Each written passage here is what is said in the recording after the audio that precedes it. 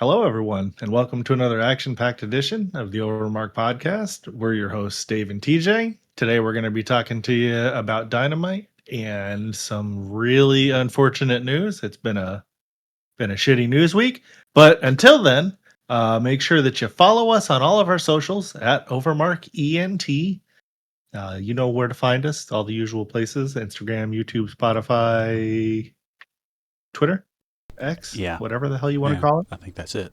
Yeah. Well, how's it going, TJ? Long time no see. Here we are again. Yeah, it's going about as good as a Thursday could be. I'm really looking forward to not working for 2 days after tomorrow. We'll see. There's a world where I might be able to get out early. I had Oh, I had a pretty good week work wise. Like, me and my dad work together, and my dad I used to work so like we got the commercial side and the residential side. I used to work with the residential guy on repairs. Now I'm with the commercial guy on repairs. Me and my dad. yeah. The residential guys have it very easy most of the time. Unless occasionally they'll have a big job, but for the most part, they're not working all day. They'll fuck around a lot. When I missed Monday, Dad worked with them, and he saw that they had 2 jobs that day, and they essentially did not do a lot. And he is blaming like, well, fuck that. If that's how they're working, I'm not going to kill myself either. And I'm like, I've been telling you this. So we've been kind of taking it easy, and it's been a decent work week. We've still worked hard when we had to, but not any probably harder than other people in the company still. But it's been a decent week, and looking forward to the weekend, and maybe I'll be able to go out and do something fun. Like I said, we're meeting Sting tomorrow, so that should be cool. Right? That sounds pretty fun. Well, it seems like the only like people that they have there, at least from what I saw, is like Matt Riddle, Sting, and Carlito. And no offense to Carlito or Matt Riddle, but I'm not getting their autographs. I'm definitely not paying for that. So it would be nice if No. they had somebody else there that was older that I would like to get some autographs from. But either way, I had to pay for the Sting autograph thing, and then you have to pay for general admission to get in. So they kind of double fuck you there, and I guarantee I'm gonna have to pay for parking too. So Oh, yeah. there's Probably like 30 or 40 bucks. yeah, and then like here's the big kicker is like I don't really want to stay for the wrestling show. You know what I mean? Like I'm just lazy. It's been a long week. It's Charlotte. There's a whole bunch of shit going on that weekend. There's no way that I want to be leaving Charlotte at 10 o'clock. It would take like No. 2 hours to get home. So we're going to go there. I'm going to come home from work. Hopefully I'll be able to get off a little early. We don't know, but I'm going to shower. Then we're going to head down to Charlotte. It'll take about an hour. With traffic, it'll probably take about an hour and a half, maybe 2. We'll get down there. Hopefully we'll meet Sting. It'll be cool. Won't take long. Get some shit signed. Then we'll come home. And SmackDown will be happening. And maybe I'll make it on in time to watch that from start to end live. And that'll be my day tomorrow. Besides the work stuff, which who knows, that could be terrible. But hopefully we're going to continue to have a good work week here. And what happened with you, Dave? Anything interesting? Well, I worked a short week. I took today and tomorrow off. I just That's right. had some things that I wanted to take care of, and so here we are. And yeah. And That's it. yeah, I did some leveling on Mop. Yeah. I'm 1 bar from level 89, just to revisit the last episode. So, but pretty much 1 level from max level, and that's doing it super casually, and that's just a few days in. So, that rested XP add-on is that's nice, real nice. Oh yeah, I know I've used it before. But speaking of something real quick too, like man, that Donkey Kong Bonanza game's just been a lot of fun. Like I think I've talked about it a couple times already, right? Or have I not? You talked about it once. I think we're gonna start just making a segment maybe not every episode, but at least once a week where we talk video games. Man, it's like Nintendo hasn't innovated in a while. Motion controls to me, especially with the quality that the Wii did them, weren't the it was just kind of tacky. It took away from the quality to their games. Well, now they're like finally able to innovate with the engines in the games because they have hardware that's good enough, and they're doing shit like they used to do back in the day. Like, you remember the N64? It had a whole bunch of graphics techniques that nothing else could do at the time, blah blah blah blah blah, Yeah. all that shit. Well, it's not to say that other people can't do this stuff, but they haven't. Like that, there's destructible environments. Like, you can destroy almost a whole level, man. It's crazy, but it's like they, I don't know. It's just they're finally back to feeling like they're catching up to where they were 20 years ago at the end of Mario Sunshine with their platformers. It isn't to say that they haven't made games that have been really good before, but it's like that game. You remember you cleaned up, like you sprayed stuff and cleaned up all the shit on the ground. Yeah. So you were kind of interacting with the environment. Well, it's the same deal here. There's some NPCs in the game that are rocks. You punch them, and it will like destroy them where you punch them, and then they just reform. Like it's just really nuts shit, man. And the graphics are crazy, and you transform into all these different forms and do all this nuts ass shit. And it's made by their team that makes Mario, so you know that team's that's like their A team. Took them 7 years to make this shit, and you can tell they don't rush their games out. And normally I'm shitting on Nintendo because they're making half-ass games. At least I feel like they were for the past like 3-4 years, but that didn't happen here. But that's all the fuck I got to talk about with my life. I love my dogs and my wife, and then I got my buddy Dave, Brandon, Ashley, and a couple other people. We got the state of the TJ. Hell yeah. Well, and that leads us into our main body of discussion today, the AEW Dynamite review, recap, whatever you want to call it. We had attendance of... What's up? I realize we're not really reviewing the show. We're just kind of recapping it. We're going over it, you know. If we were reviewing it, we'd be doing this is a 5 out of 5 match. And if we were somebody that had your name, maybe that's what we would do. Oh shit! You know, I never really had thought about that guy, and I share the same name. Yeah. That's weird that I never had thought about that before. You would think that I would think that. Anyway, 1,144 tickets distributed. It was a sellout, obviously. You know, they're at that Byline Bank Aragon Ballroom.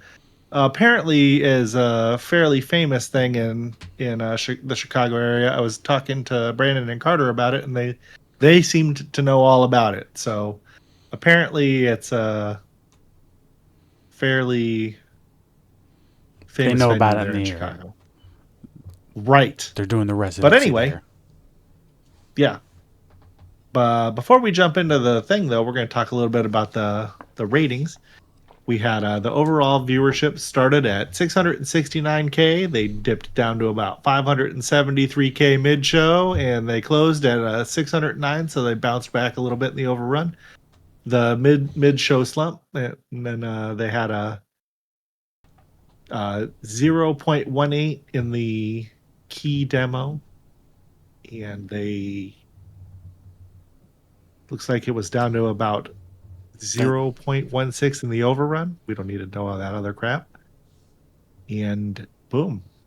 So it was ratings. It seems like they are kind of up and down. Those ratings are kind of weird how it said that. Their key demo actually dropped. Normally it's 0.16, and it dropped down to 0.14. They were number 8 overall for the night in the demo, which last week they were number 1.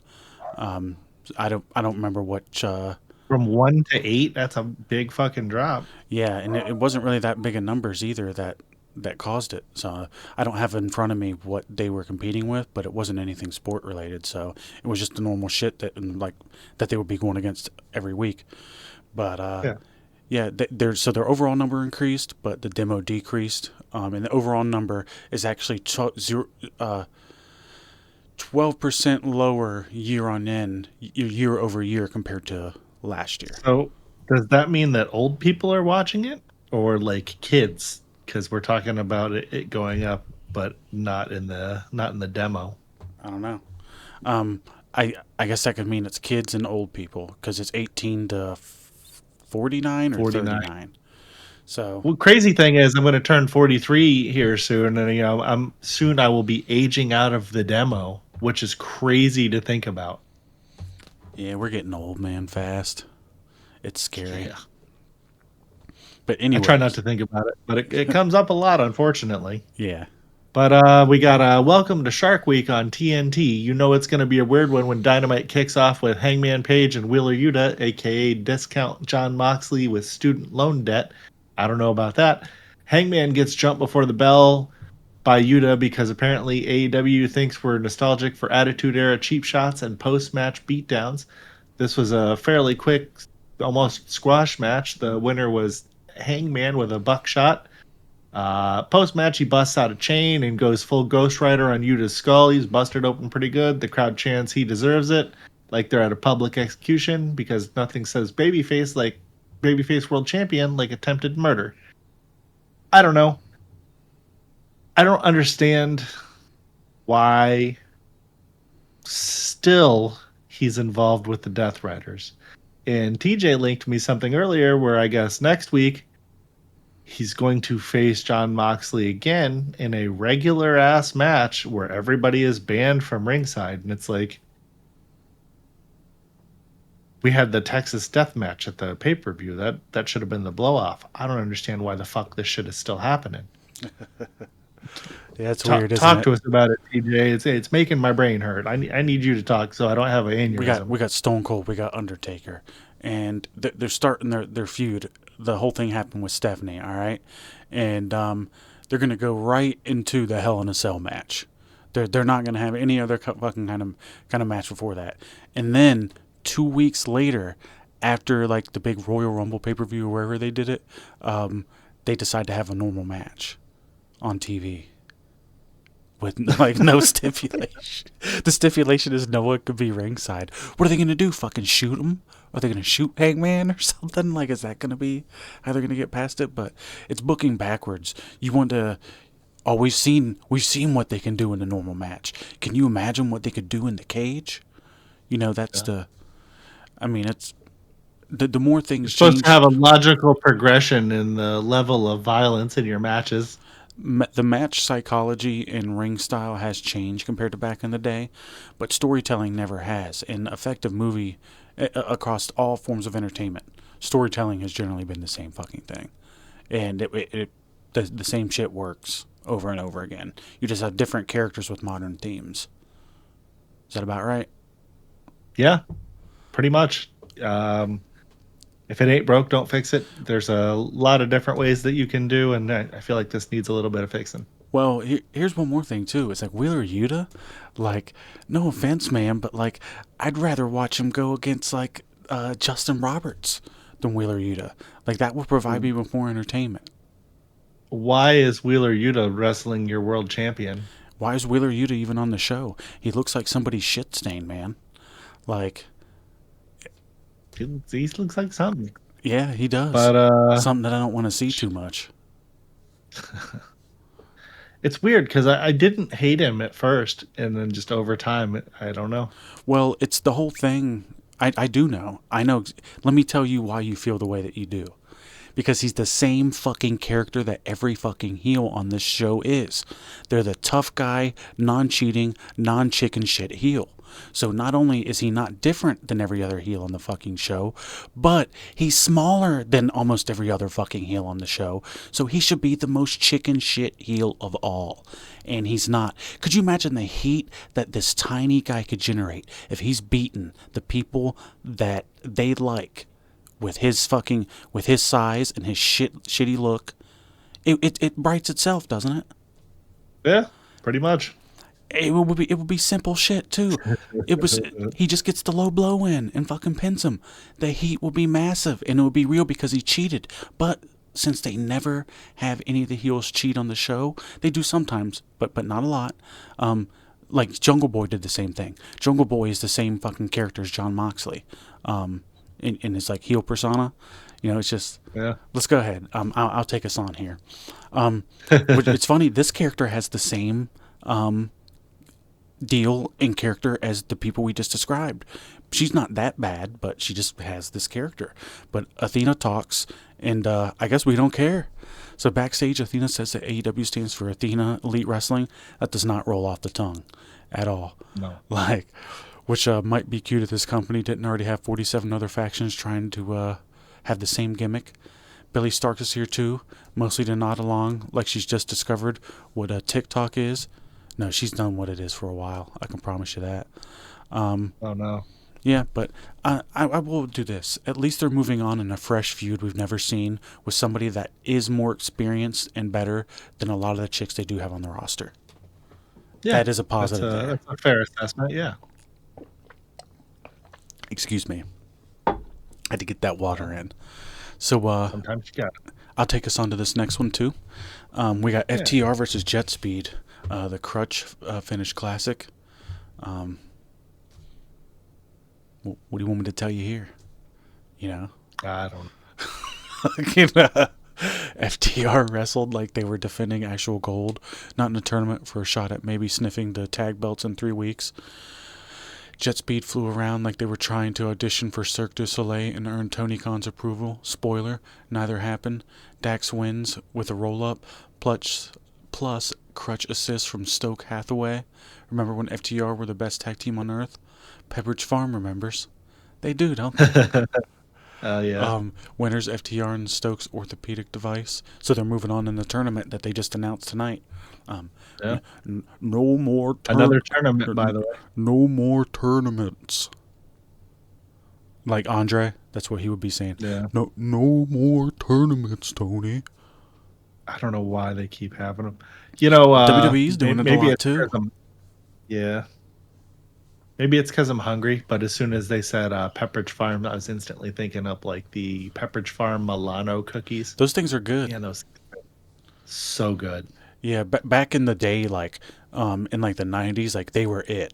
Like if you wanted like a high quality fucking cookie, like all the white moms were eating those motherfuckers. They were it, and they had the Salem Slims. That was the white mom special, the Milano cookies and the Salems. Yep. I like the ones that they have now that have the double the amount of filling in them. Ooh. I haven't ate that shit in a while, man. I go for the junk. I go for like the Keebler Elf ones, just the M&M ones. I love those. The classic. Yeah. They just hit it. You get the 3 M&M on the top. It's like the perfect mix for me. Love M&Ms. Why don't you take us on to it's Adam Cope, man. It's not Cope anymore. Damn it. Oh, he is it? Yeah. Where's this fucking cat that did this? This cat did the editing. Right here. Well, you blame him. Or her. That fucking cat. Yeah. This one right here. She did the It's a bad kitty.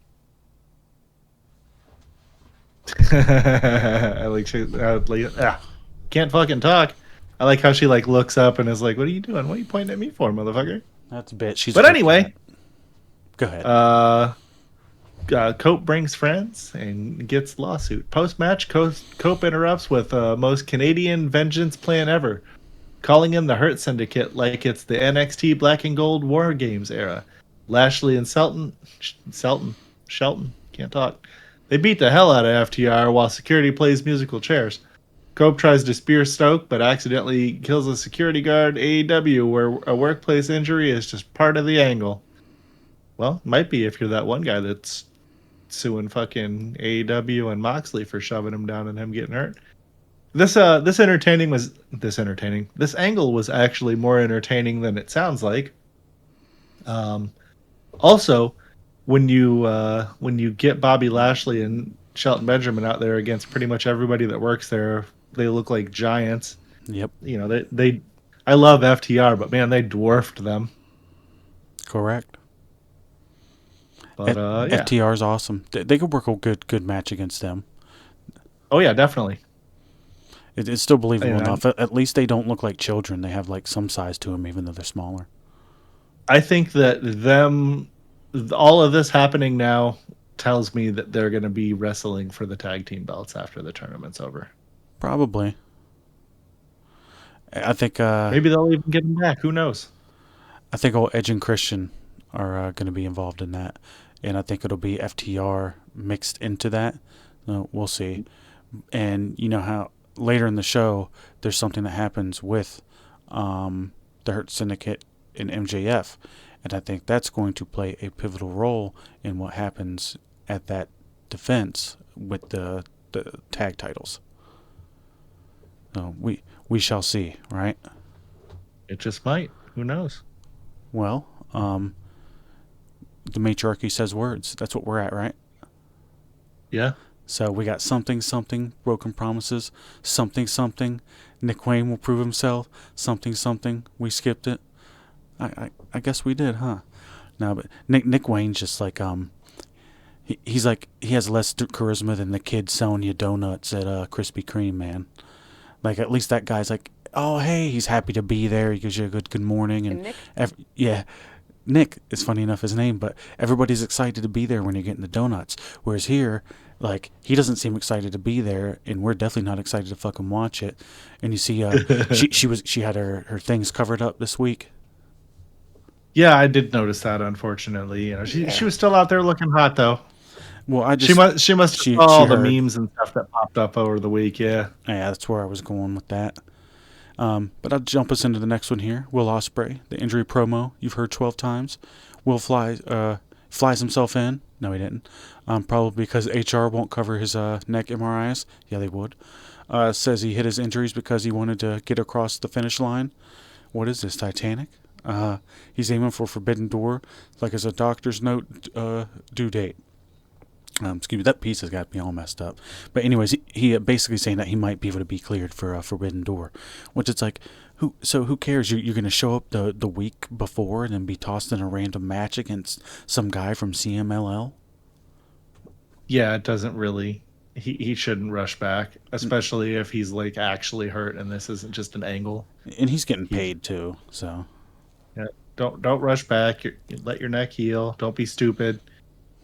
Look at how many times Angle rushed back and re-hurt his neck. It's not worth it. Yeah, they need to have him maybe even go away until it's your time to win the title. You know, you certainly would have. He should have been the guy they should have had win it. But if he's hurt, maybe that'll explain some decision why. But it's funny, you know, like when we were going over the ratings earlier. The quarter by quarter is like Hangman almost lost 150K again. Oh no! Opened in the show. Well, you know, that's pretty standard. Yeah, I mean, it's not like he's the only one doing it, but he's like 150K every time they see him on there. You know, they're like, oh fuck, here's this guy again. We'll come back here in like 15, 30. Maybe he'll fuck off. Yeah. Well, he did. But yeah. So it sucks. He's Will Ospreay's hurt, but like they're saying, he probably won't be gone too long. Suck. Why don't you take us on to the next suck? Well, we got the Triangle of Terror, more like a Triangle of We Forgot This Exists. Julia Hart, Sky Blue, and Tekla form a new stable, which is great. Wow. If anybody knew Tekla was employed there, they put more production into this fucking package than they have anything in like fucking months. Right? Spooky Girl Group number 7 incoming. Man, you know, I don't hate Julia and Sky, and even I don't hate Tekla, but I just... At least they're doing something with them. Right. They are doing something with them. I don't know if what they're doing does it for me, but I guess we'll see. I don't know. I feel like a lot of what they've been doing with this show lately doesn't really do it for me. I just cut my toe somehow. Oh. Yeah, that's weird. It's not too bad. We got Go ahead. You got breaking news. Oh yeah, that's the breaking news, my toe. Yeah. Well, I'll take us to some more tear here after I get this drink of water. And I got news for you. So, we got Athena versus Billie Starkz. Well, that can't be true. I think it's Toni Storm versus Billie Starkz with the Eliminator that eliminated our patience. Billie's actually trying, we'll give her that, but the match felt like Storm was running drills on autopilot. Athena stalks Storm from the opera box, like a low budget Phantom of the Opera. Yeah, she was standing up there watching with like her contract, and Billie taps, then decides tapping was a mistake and jumps Storm post match like a sore loser from an indie show in a parking lot. Winner, Toni Storm via submission, and post-match, Alex Winter shows up for the save. Like, anyone's watching who remembered who she is. Yeah, at first I was like, who is that? Because we haven't seen her in non-wrestling gear. And she was in, like, her, like, non-wrestling gear. So it's... Yeah. Isn't she from Australia, too? And isn't that where Toni Storm's from? New Zealand, I think? I don't know. It's somewhere over Toni there. Storm, I mean, yeah. Close enough, right? Yeah, same thing. I saw something like maybe her and shoes split up. Nah, You don't think so? Maybe. She has it in her Instagram that she is Toni Robinson no more. Oh, shit. Yeah. So all you eligible bachelors that are watching this, now's your chance. You have a chance to get with Toni Storm. Approach her at airports. Just walk up to her without any sense. It's your turn. And I'm just saying, don't do any of that. It won't work out for you. And I don't think any of us have any chance at doing that at all. My wife would probably be into that. She really likes Toni. Oh, shit. Yeah. Well, hopefully. Yeah, but anyways, and we man, the highlight of the night, man, for me, and I know, like, see, that's why you're smiling. Yeah, you're smiling right now because it's like this next match is just something that, like, this is a dream match for you. Hechachero versus Swerve. Oh boy! It says here it was a good match with a dumb finish. This is a dumb match in general, so I don't know anything about that, but these two are working tight, snug, and smooth, legit clinic. Wow, these are wow. Then Lance Archer shows up like the Kool-Aid man to ruin it. DQ finished because Don Callis booked this like he forgot it wasn't a triple threat. I mean, it was an okay little match, I guess, but it's just, these lucha guys don't do it for us on the show, and it's just kind of a random match. I know it's the Don Callis, one of his guys, messing with Swerve, but maybe it could have just actually, sorry, I'm messing with my thing, but maybe it could have actually just been Lance Archer, I think I would have much rather enjoyed that than Hechachero. Is Lance Archer hurt? Why aren't you ever having him on the show? Good question. Yeah, he remember him and Moxley had that match for like the NJPW US title, and it was like a death match on Dynamite, and he ended up beating Moxley for that title. He had good matches on the show, but it's like they don't know how to use big guys. Not at all.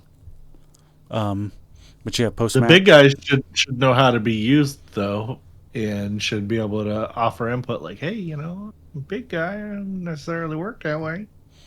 Yeah, we got a post match. By the way, Okada came with the chair. Swerve calls him out from a seated promo, like it's a therapy session. Maybe it was. I don't know. But take us on. If you don't have anything to add. Oh boy, no, not really. We got Ricochet and the Gates of Agony. Cut a promo in a storage closet. They have money now. They want belts. They want respect. We want better lighting, audio, and less WWE 2K22 creative stable energy. I'm not crazy that this is the guys that he ended up getting paired with. I was really hoping for something better. I don't know what, but this ain't it. Anyway, yeah, I mean, that's all I really... I like Ricochet. I guess. Ricochet's good. Yep. His promos aren't bad. Like he's actually a pretty decent promo, man. He's getting a lot better. Yeah, and it's just these two guys. They've been used kind of like goofs for a while, so it's it's like you go to a restaurant and it's like you get a shitty burger 5 times, and for some reason you go to 6, you're gonna expect that shitty burger, right? Right. Yeah, that's my burger analogy here. But I'll take us on. MJF. Hell yeah. You thought he was a babyface again? LOL. So MJF could say, so I think this left out earlier. So there was a backstage segment before where the Hurt Syndicate and MJF were talking, and then MJF was like bitching, saying like, when are we going to work on getting my world title back? And Bobby Lashley grabbed him up and threw him against the locker and said, we're not your lackeys. Yeah, and he was like, I want you out of the Hurt Syndicate. And then he gave him a thumbs down. Nobody else gave a thumbs down yet, but Shelton looked disappointed and MVP looked disappointed. Yeah. So it's what a long tenure. Right? What, 3 weeks it's been so far? Yeah, planting the seeds already. Yeah, they can't fucking let anything fucking sit and build for a while. But do they not remember he's helped them like defend their title like multiple times? I guess not. But yeah, MJF cuts a promo reminding everyone that he doesn't know if he's a good guy anymore. I don't know. That's weird. I don't think he's not supposed to be. Gets interrupted by Mark Briscoe, who tells a kosher pickle joke, and it somehow gets over. Well, it has been over. And then MJF crosses the line, as always, by dragging Jay Briscoe's legacy into a promo like it's 2003 Ring of Honor. Yeah, he keeps bringing up Jay Briscoe's brother and stuff.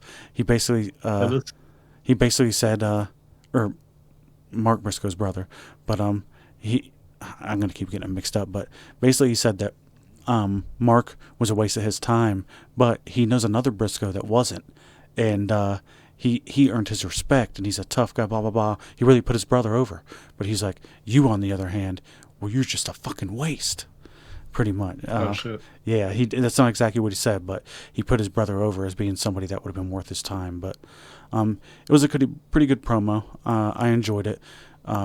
Mark Briscoe, I really wish they would have had him involved in things like this before. He's fucking amazing. His visuals are fucking awesome. He's good on the mic. He's good in the ring. It's just somebody that they could have built their company around. Not in like the main role, but like as one of their prominent fucking guys. And haven't done it. People can connect with him. You know, there's not too many people on the roster that can, as a babyface, actually connect with people, not because the stupid moves they're doing, but the psychology that's behind the move. Right. He's good at getting people to actually care about what he's involved in and doing. So correct. Why don't you take us onto something else? Yeah, he does, but take us onto something that I know that you probably cared about a lot. Oh boy! Well, surprise! AEW closes with another brawl. Mox, Yuta, and Marina and friends storm the ring. Page comes out with a mic, lays down a challenge for next week with no one at ringside. Translation, we'll still get run-ins. Now they'll just come from under the ring or parachute in like it's Mission Impossible. God damn it. Still involved with the fucking Death Riders. This week's Dynamite felt like a fever dream written by a creative team with CTE. The wrestling, solid. Storytelling, soap opera on meth. When your main babyface nearly strangles a guy with a chain and the top heel cuts a heartfelt promo, maybe it's time to hit the whiteboard again. Maybe. I don't know. Me and TJ say this every week. It feels like the in-ring is good, but the outside of the ring needs a little bit more polish and forethought going into it, I believe. It was an okay episode, I guess. I don't know. I don't want to shit on it. Honestly, it fucking sucked. I don't know. What did you think, TJ? It wasn't compelling TV. You know, the Toni match was okay, I guess, because at least there's like a reason behind the Toni match and why it's happening and all that. And I understand, like, it's not to say there isn't a reason behind the Death Riders Adam Page stuff, but it's like everybody has been telling you for like almost a year now that like we're tired of seeing this, and it'd be cool if we could stop seeing these guys, and like you just toss them right back into a program with your main event guy, and you're having them like putting them in a match together again. Like that seems really fucking soon. Like you could actually build this and have them have the rematch down the road, like 8 months later, with like a redeem Moxley or something like that, you know. But instead, it's like you just jumped the gun with basically no real long-term build, and you know the problem is they had no build, or they had no plan. You know? Yeah. I mean, it's damn obvious. They never do. They create this okayish chase to the title, and then afterward, it's just like, we're still going to have them work with them for a little bit. Which makes zero fucking sense. Yeah, and again, they're booking backwards. They're having a fucking normal match. They had the big blow-off match already. It was the first one. Just kind of a letdown episode. It sucks Kenny's going away. I really miss seeing him on TV a lot. Yeah. I don't know. don't really have too much to add. I don't want to shit on. I know people really like this show, so I don't want to shit on what they like. And this is just mine and yours opinion. So there's no facts being told here. It's just subjective shit. Our opinions are 100% fact. Fuck you, no, I'm kidding. But yeah, we appreciate you for at least listening to our bullshit here. Yeah. Well, and we got a little bit of other stuff to talk about, and we'll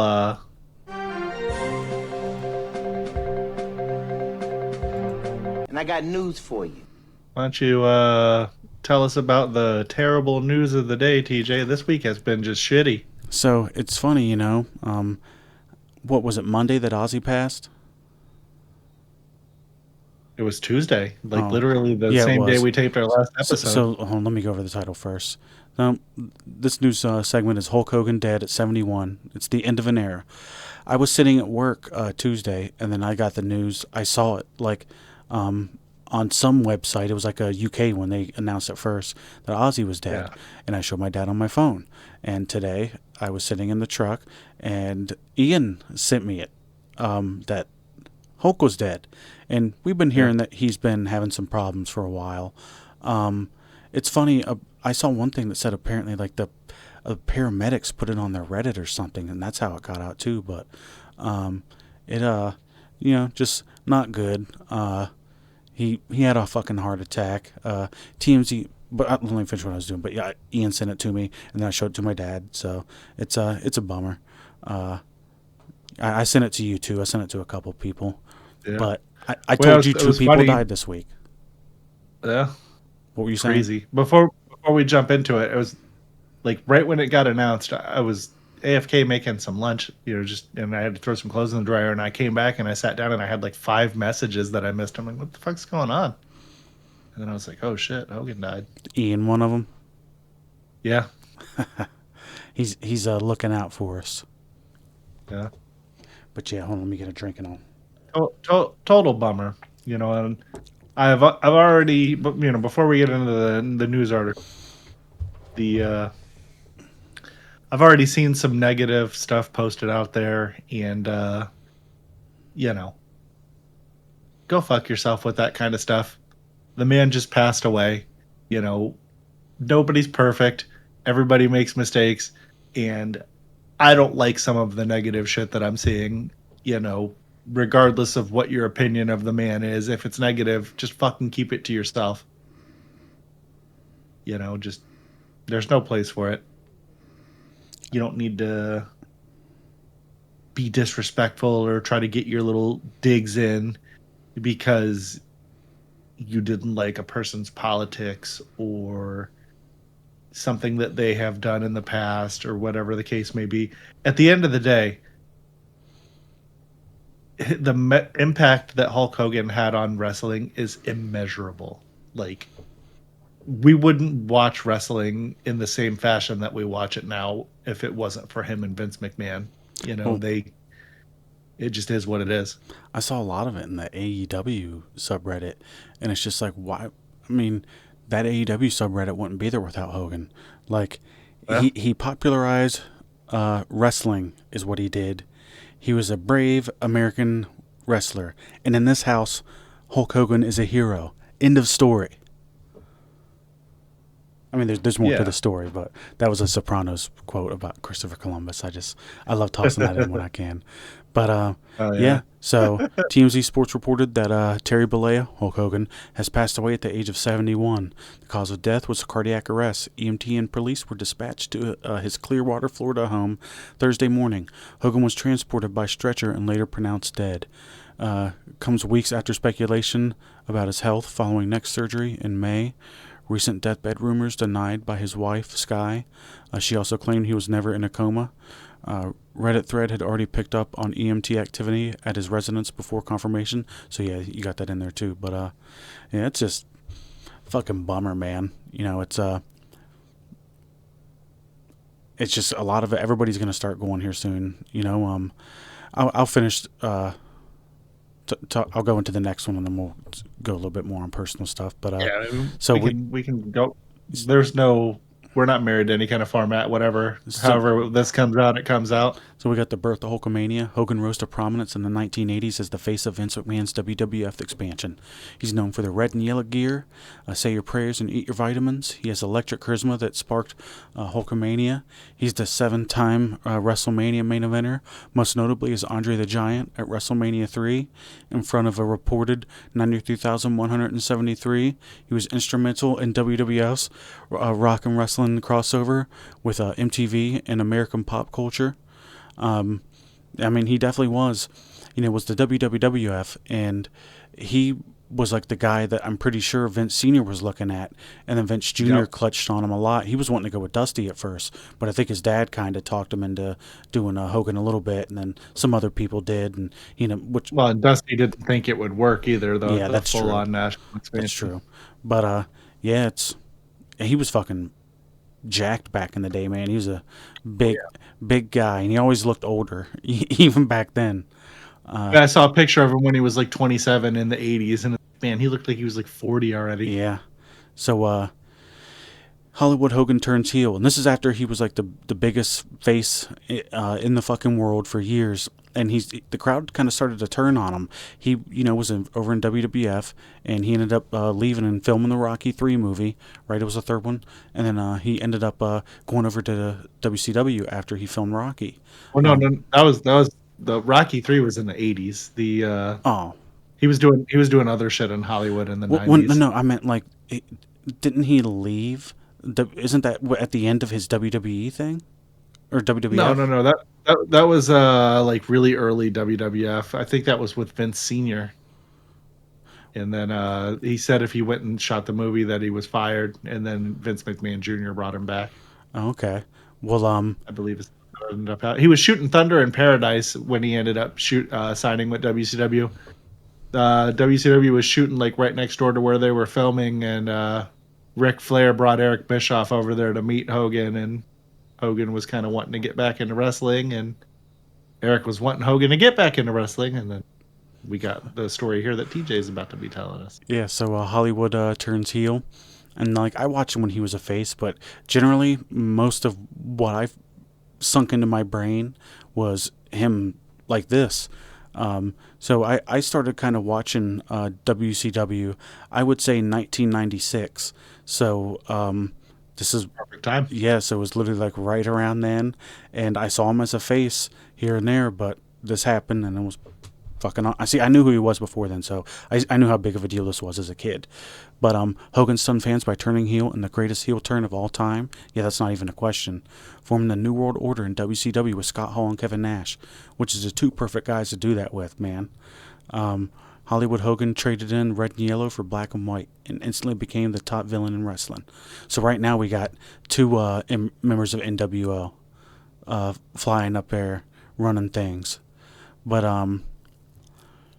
where was I? Crazy. Yeah. Crazy. So the NWO storyline drove 83 weeks of WCW Nitro beating WWF Raw. That definitely did happen. That's the whole name of Eric Bischoff's podcast. Yep. And it sparked the most lucrative and chaotic period in wrestling history, the Monday Night Wars. Beyond the Ring, movie roles, No Hold Barred, Suburban Commando, Mr. Nanny. He was a reality star on VH1's Hogan Knows Best, 2005. You remember when it showed him in that yellow truck, putting the CD inside the CD. Listening to Jeezy. Yeah. Exposing a new generation to the Hogan brand. Merchandising juggernaut, cartoon star, talk show regular, a true crossover megastar. Also, the Hall of Fame and Legacy, WWE Hall of Fame inductee, 2005 solo, and again 2020 NWO. One of the most recognized figures in sports entertainment worldwide. The Immortal One. He defined wrestling's mainstream boom, the first wrestling superhero. And we didn't even go over his WWE comeback, where he came back as the NWO, did that run around WrestleMania 18. And then after they did that, he stood around for a while, but then he went back to the red and yellow a little bit after 18, I think the next year, or it was probably the same year. And then he was the first, he was the last undisputed WWF champion and moved to the undisputed WWE champion. So when they did the rebrand, he was the last person to hold the WWF championship. That's true. Yeah. So he's been there for like all these different generations, and just, it's pretty wild because you think about Stone Cold and how big his run was. It's like, could you imagine Stone Cold popping up when he did in the Attitude Era, and then like kind of disappearing and like going over to another company, then popping back over in like 2010 or something, and like being even like just as big as he was then? It's right, just immediately as over as he ever was. Yeah, but I don't know, his longevity in the wrestling world, it's like a top level performer is like second to none, because it's like he just brought in the money. There's other people that have been around for a very long time, but it's like they didn't bring in the kind of box office and attraction that he did. And it's just, there's no doubt that he's one of the greatest, if not the greatest wrestlers of all time. And you can say what you want about his character and what he did and all that may have said that offended you, and whether right or wrong, he's the man. And I'll always be a Hulkamaniac. I have been since I've been a kid. And it's a sad day because you're not going to see him doing his thing anymore. They could wheel him out for a couple more years, and even in a wheelchair, and have him do the pose and all that. But I'll miss you, Hulkster. Yeah. It's a real bummer. The bit of time when I was with the show, I got to have a little bit of limited interaction with him. It'd be like have a case of beer ready for him on ice and stuff like that. He liked Miller Lite, and he'd come in and crack one open, out of the can into the man, brother, and drink it down. And then there was another time that we had to go over with some of the guys from the videographers and shit like that. He needed some help. He was having problems with his computer and his internet, and we went over there and helped him out with it. And he's tanning with his palms up, so that the bottom of your hands is always much wider, your arms and all that stuff. So he's tanning palms up, and he's like, it's like, you got to tan your palms, dude, so that you can get your tan even. Just shit like that. Just random things that I'll always remember. That's funny. Just for anybody that's aware, Dave has met the guy, and he lives in Florida. How close to Clearwater? I'm like 45 minutes away from where Hogan lives. Yeah. And to be clear, like, I wasn't friends with him or anything like that, because of the radio station that I was at for a while. He was friends with the host, and I had a little bit of interactions with him. That was all. Friends with the host? Yeah. Was he friends with the wife's host, or with the host wife? Allegedly. Oh, okay. I wonder if they have any kind of media or anything out there with any of them out there. Sure. You ever been on tape with her? Yeah, I don't know. We don't need to talk about that. This is a sad occasion. Yeah, but I don't know. He got some money for that, so he ended up getting paid. If other people get paid from filming stuff like that, then why not he? I think that would make, I don't want to use the term so they don't pick it up, but that would make him an official blank star. So oh wow, yeah. So they made money doing it, so does he. But we're not gonna ramble on about it too much more. It just sucks. Something from our youth, from everybody's youth. If you're a wrestling fan, whether you know it or not, he has impacted your life on such a monumental level that it can never be understated.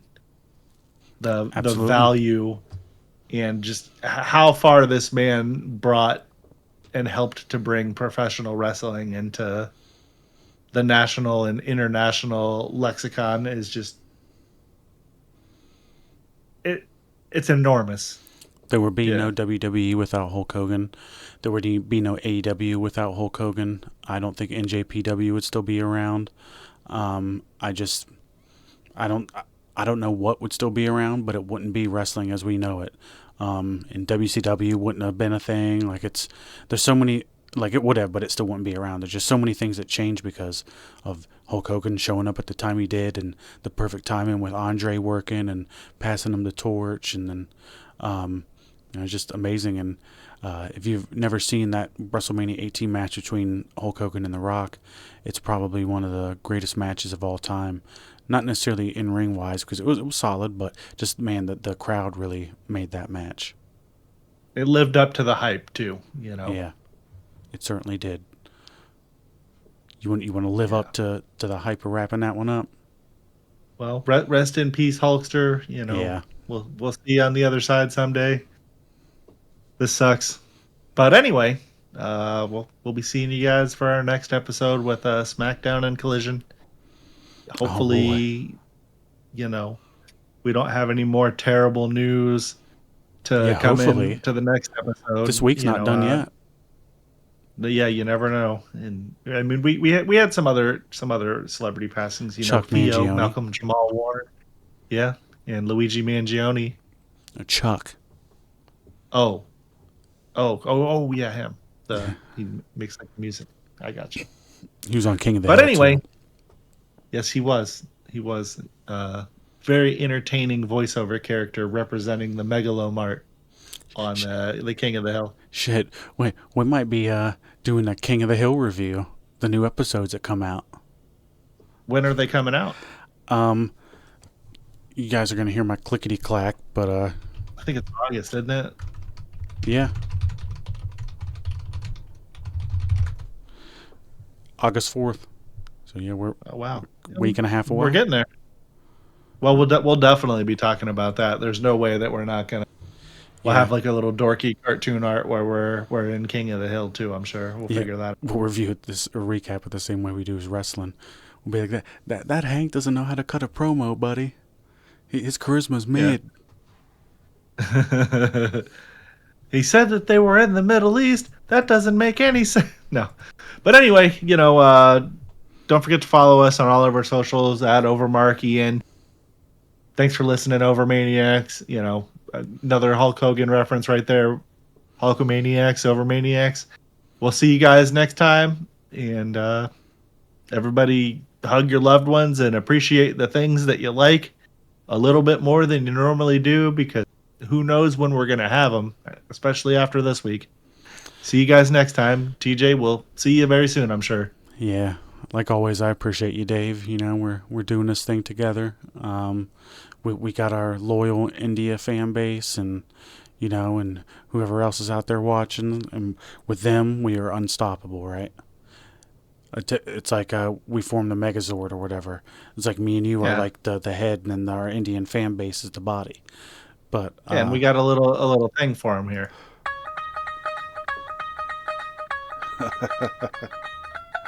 See you guys next time. All right, you guys have a good one. We'll see you soon.